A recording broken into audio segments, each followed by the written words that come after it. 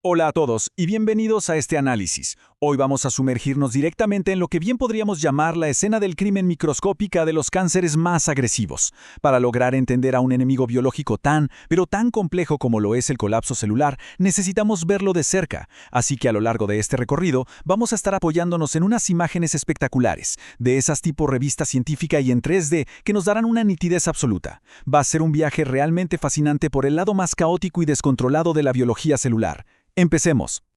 Rápidamente, este es nuestro plan de ruta para hoy. Vamos a ir paso a paso. Arrancamos con la morfología de la anaplasia. Luego desarmamos los mecanismos moleculares. Pasamos a la relevancia clínica, revisamos algunos tumores específicos y finalmente cerramos con algo vital. ¿Cómo comunicamos todo esto a los pacientes? Bien, arranquemos con la sección 1, morfología de la anaplasia, o como nos gusta llamarla, la escena del crimen. Básicamente, ¿de qué estamos hablando aquí? Hay que entender que esto no es solo un pequeño cambio estético en la célula. No, es un colapso cualitativo total. Es ir hacia atrás. Imagínense que la célula sufre una especie de amnesia. De repente olvida su trabajo especializado, olvida cómo debería verse y se transforma en una versión súper primitiva y caótica de sí misma. Su único objetivo a partir de ahí es simplemente sobrevivir y multiplicarse a toda costa. Y claro, cuando vemos estas reconstrucciones celulares en 3D, los marcadores visuales saltan a la vista de inmediato. Para un patólogo, ver esta locura visual, me refiero a esa variabilidad extrema en los tamaños, esos núcleos gigantes y superoscuros porque están repletos de ADN compacto, y la pérdida total del orden de los tejidos, bueno, es literalmente como encender una sirena de emergencia. Indica, sin lugar a la más mínima duda, que hay un crecimiento celular hiperagresivo en marcha. Esta secuencia que vemos en pantalla mapea a la perfección este aterrador viaje biológico. Todo empieza como en las películas de suspenso, con una advertencia, la displasia. Luego la cosa se agrava y pasamos a una bomba de tiempo que es el carcinoma in situ. Ahí el peligro es gravísimo, pero ojo, todavía está confinado. Y finalmente llegamos a la anaplasia, la explosión total. La contención colapsa, las células pierden cualquier rastro de decencia y el tejido se convierte en un campo de invasión masiva. Pasemos a la sección 2, los mecanismos moleculares subyacentes. Es hora de conocer a los verdaderos culpables detrás de todo este caos. Como podemos ver en esta tabla, lo que ocurre a nivel microscópico es una cascada verdaderamente catastrófica de fallas genéticas. Hay dos cosas que destacan muchísimo aquí: la ruptura de la vía P53, que en biología conocemos como la gran guardiana del genoma, y el fallo de la vía Rb. Cuando colapsan estas defensas internas, la célula ya no puede reparar su ADN ni autodestruirse si el daño es demasiado grave. El resultado es simplemente una célula desbocada que ignora todas las señales de alto. Y miren esta representación gráfica de la vía Rb. Esa división continua y sin ningún tipo de regulación es literalmente el motor que impulsa esta expansión. Para ponerlo en términos sencillos, al perder la proteína Rb funcional es como si le cortaran los frenos a un auto deportivo. El ciclo celular se acelera sin control y se convierte en una máquina de replicación perpetua. Ahora, presten atención a esto porque es alucinante. La inestabilidad cromosómica, a primera vista uno pensaría que repartir mal los cromosomas es un error garrafal que destruiría la célula, ¿verdad? Bueno, sorprendentemente, para el ecosistema de este tumor es todo lo contrario. Funciona como una retorcida ventaja evolutiva. Genera tanta, pero tanta diversidad genética interna que acaba creando clones súper resistentes capaces de sobrevivir a casi cualquier tratamiento.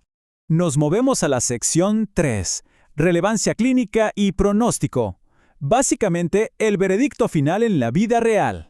Cuando cualquier persona o incluso profesionales en la clínica ven todas estas imágenes complejas y términos biológicos alarmantes en un reporte, la pregunta más urgente y apremiante que se nos viene a la cabeza siempre es la misma. Ok, pero en resumen, ¿esto significa que hay cáncer? Y la respuesta médica es un sí absoluto y rotundo. Encontrar estos rasgos morfológicos confirma de forma totalmente objetiva que estamos frente a una malignidad agresiva e invasiva. Es crucial que entendamos algo. No hay literalmente ningún equivalente benigno para esto. La anaplasia es el sello definitivo de la malignidad extrema. Fin de la historia. Como nos muestra esta tabla de datos clínicos, esto aplica en escenarios muy distintos. Ya sea en un retinoblastoma en los ojos de un niño o un astrocitoma en el cerebro de un adulto, la simple presencia de anaplasia cambia por completo las reglas del juego. Fíjense en el tumor de Wilms. El solo hecho de determinar si esta anaplasia está enfocada en un solo punto o si está difusa altera completamente la predicción de supervivencia. Pasamos a la sección 4. Anaplasia en tumores específicos. Vamos a ver cómo se ve esta realidad clínica en la práctica. Hablemos de un ejemplo muy crudo: el carcinoma anaplásico de tiroides. Esto ilustra brillantemente, y la verdad de la forma más devastadora, el peor escenario posible del que venimos hablando. Es una enfermedad que muta a una velocidad tan alarmante que las células pierden los receptores que los médicos normalmente usarían para los tratamientos. A causa de esto, la supervivencia media, y es durísimo decirlo, se mide en apenas unos 13 meses. Y si observamos esta comparativa visual de los tumores del sistema nervioso central, a la izquierda tienen un grado 2, de crecimiento lento. A la derecha, un glioblastoma grado 4. La diferencia estructural es abismal. El grado 4 no solo está completamente deformado, sino que está creando masivamente sus propios vasos sanguíneos y mostrando zonas de necrosis. Esto explica por qué los planes de tratamiento tienen que ser tan radicalmente distintos. Pero a ver, no todo es oscuridad y malas noticias en este análisis microscópico. Hay hallazgos súper esperanzadores.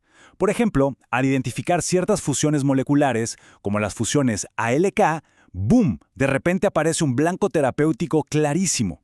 Encontrar esta firma genética transforma lo que antes era un diagnóstico devastador en una oportunidad increíble para atacar la enfermedad usando medicina de precisión con inhibidores específicos. Llegamos a la sección 5, y esta es importantísima: comunicación médica y pacientes, o cómo hacer la traducción de todo esto. Al final del día, los profesionales de la salud tienen que sentarse frente a un paciente y explicarle todo este caos molecular sin aterrorizarlo más de lo necesario. La clave aquí es olvidarnos por un momento de la jerga científica súper densa y usar analogías reales. Decir, por ejemplo, que las células simplemente sufrieron una especie de amnesia, que han olvidado quiénes son y qué deben hacer, y que por eso el cuerpo va a necesitar una ayuda médica muy intensa para controlarlas. Y como la medicina nunca deja de sorprendernos, aquí tenemos algo que rompe los esquemas por completo. La regla general nos dice que a mayor caos celular, peor es el pronóstico. Pero curiosamente, en casos muy raros como el osteosarcoma, se da una paradoja. Una anaplasia muy severa se asocia estadísticamente con una mejor supervivencia. Es fascinante y nos recuerda que en biología el contexto lo es absolutamente todo. Esta frase resume hacia dónde vamos. Mirar únicamente por el microscopio para describir el caos ya se está quedando corto. Hoy en día, la Organización Mundial de la Salud promueve a nivel global integrar datos genómicos masivos con esa visualización en 3D y de alta tecnología. Ya no solo observamos las consecuencias del desastre, sino que estamos hackeando el código fuente para entender exactamente qué causó el colapso. Y, para cerrar nuestro análisis, quiero dejarles esta reflexión. Todo este caos celular que acabamos de ver genera vulnerabilidades sintéticas ocultas. Es decir, los mismos mecanismos rotos que hacen a estos tumores tan agresivos podrían ser exactamente nuestro ticket de entrada para destruirlos por completo usando tratamientos dirigidos. Paradójicamente, en el peor momento del colapso celular, la ciencia médica está encontrando las pistas más claras para la cura. Ha sido un recorrido extraordinario tratar de desenredar este laberinto biológico con todos ustedes. ¡Hasta la próxima!